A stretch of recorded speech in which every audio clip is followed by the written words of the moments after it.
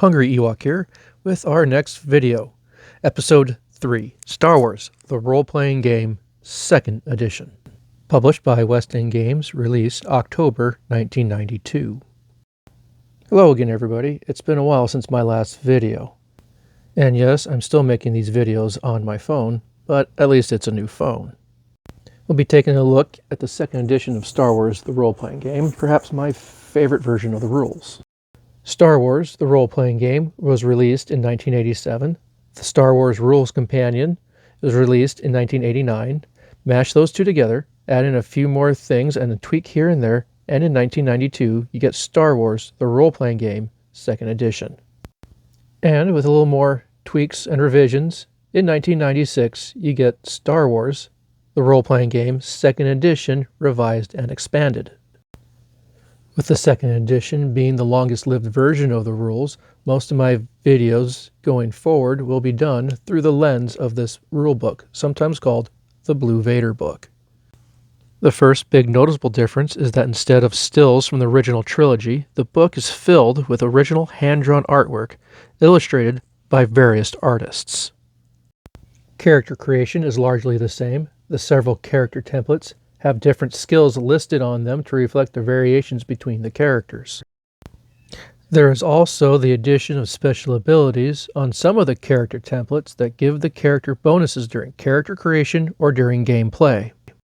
Perhaps the biggest change in the 2nd edition is the skill system, with the expansion of the number of skills listed in the rulebook, but also the addition of specializations and advanced skills. Just as skills are a subset of a governing attribute, specializations are a subset of a governing skill. Advanced skills are highly specialized knowledge that requires a specific amount of skill dice in a prerequisite skill.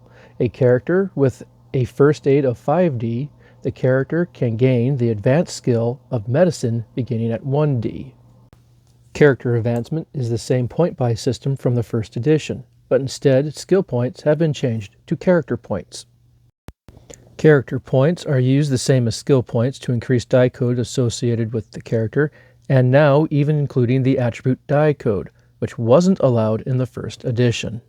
An interesting mechanical addition to the game is the wild die.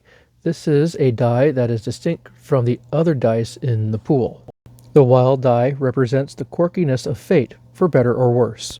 When the wild die comes up as a 1, a complication happens. When the wild die comes up at 6, it is rerolled and keeps being rerolled as long as it comes up as a 6. In the Star Wars Rules Companion, a scale system was introduced. There are 6 scale categories: character, speeder, walker, starfighter, capital, Death Star. This chart is used when two things of a different scale interact, usually in combat, with one another. Difficulty numbers were changed from a single static number to a single number from a range of numbers. So a moderate difficulty roll changes from a 15 to either an 11, 12, 13, 14, or 15. Damage changed from equal to multiples of the strength roll to a number range greater than the strength roll. While there's still so much more to talk about in this rule book, it would have to wait for other videos.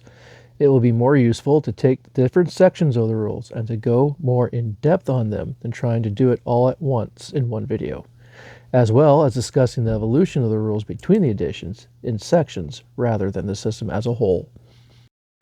So please comment below, as well as like and subscribe. This has been Hungry Ewok, Yub Nub, and may the Force be with you.